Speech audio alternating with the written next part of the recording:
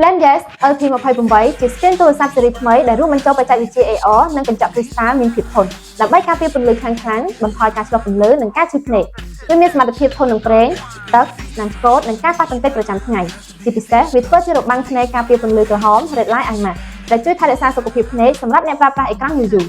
ការពារទូរស័ព្ទនិងរក្សាកែវភ្នែកដ៏មានតម្លៃរបស់លោកអ្នកជាមួយនឹង screen LP28 When it comes to rhyming, my timing, it's impeccable, so delectable. Who'd have thought the rap was edible? Send them all the hell up from the balcony. It's magic, one could swear that it was alchemy. School of General, send them to the academy. Then flash smile, can't nobody get mad at me. Has to be these verses and these rhymes. Has to be these cuts and these lines. Take this one and get live.